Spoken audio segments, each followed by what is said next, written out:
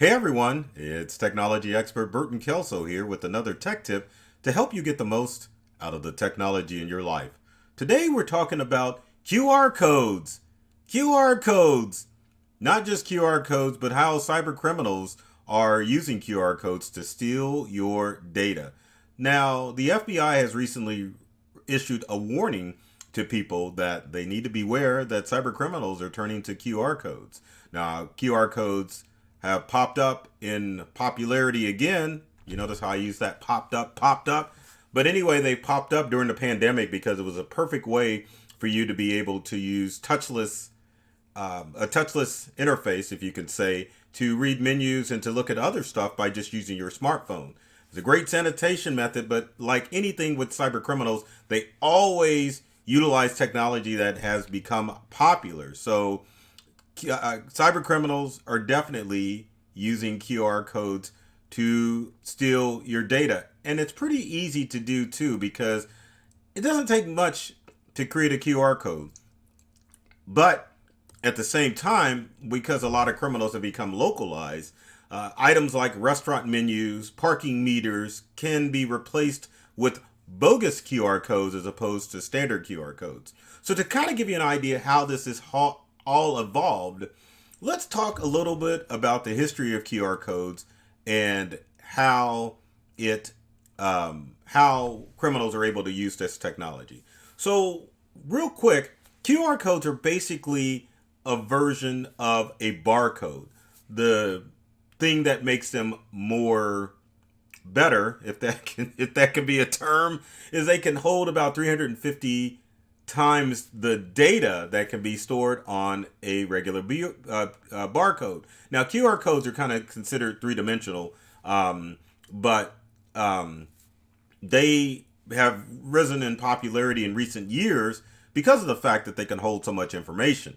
Now, QR codes actually have been around since the late 60s and the early 70s, used or created in Japan, but used primarily by companies. Now, in the US, they became more popular in the mid 80s when FedEx started using QR codes to scan packages. But finally, around 2011, QR codes sprung up and became available for just general use. And as you could see, people started using QR codes to post websites, to put on business cards, because the interface, because it allows you to store information, can allow people who create QR codes to put more data in them.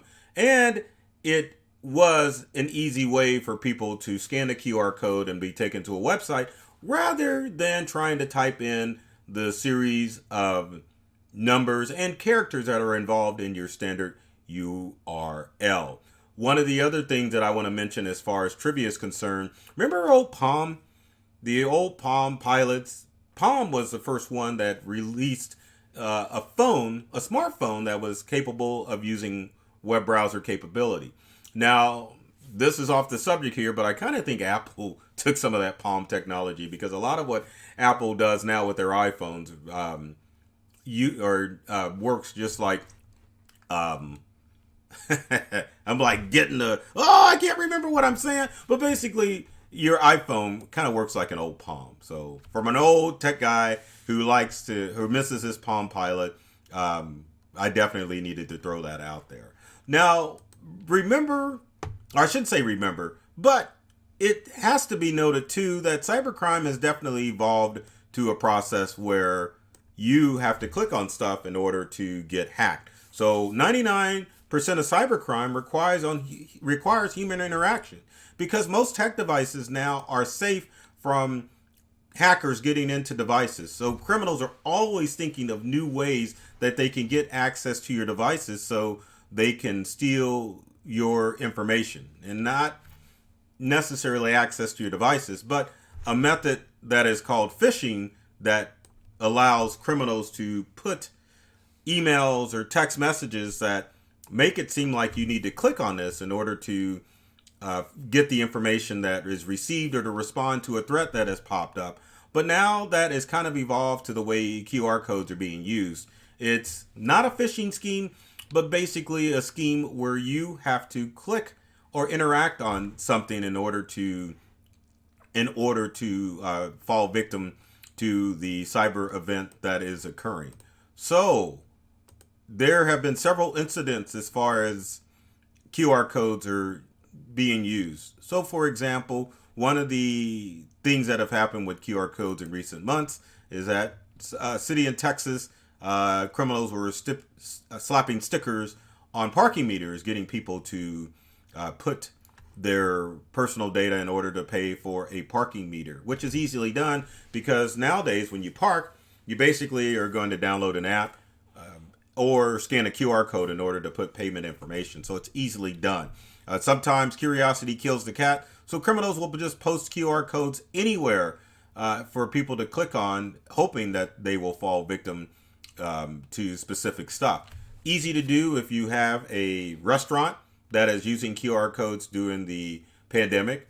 A criminal could easily replace the menu QR code with a malicious QR code in order to have you enter in your payment information to get stuff or any other information to get access to the menu. Same thing with screens in specific restaurants. A criminal could actually get into that and put a QR code if you were trying to pay, and they could obviously get your information too.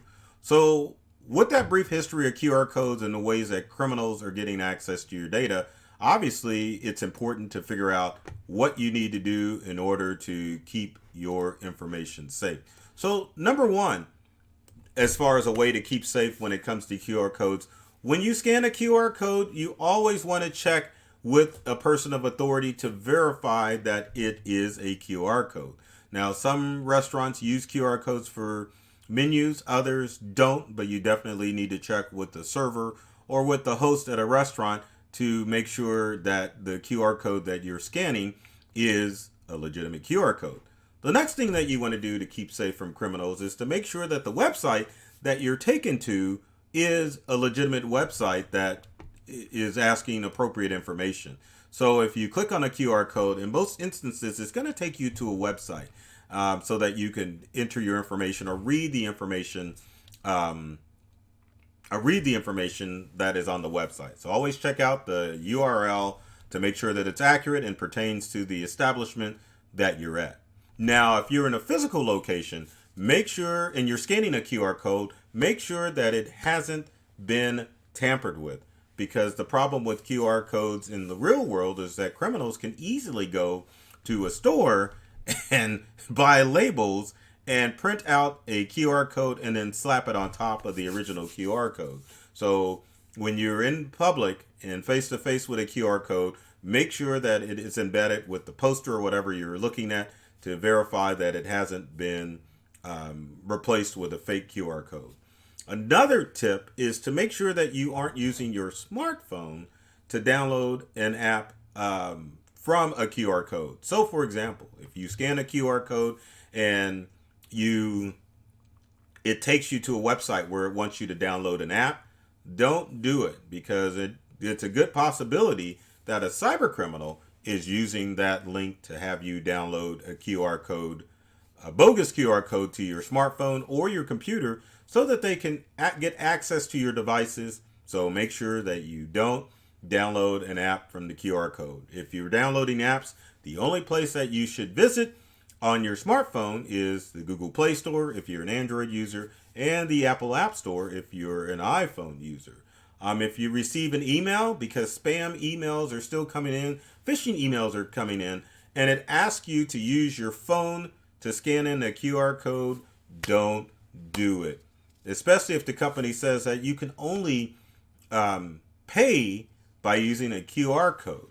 So if you want to pay online, you don't want to scan a QR code. You want to go directly to the trusted site to make an online payment, or you could opt for an over-the-phone payment by directly contacting your organization that you're trying to issue the payment to.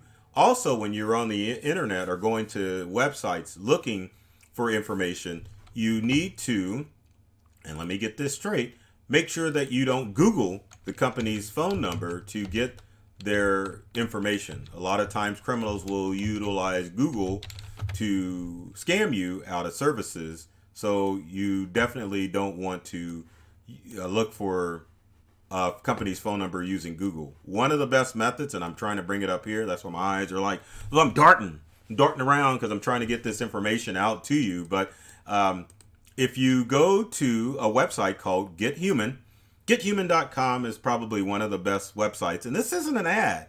This is an actual website that you can visit in order to find out the legitimate number for a company.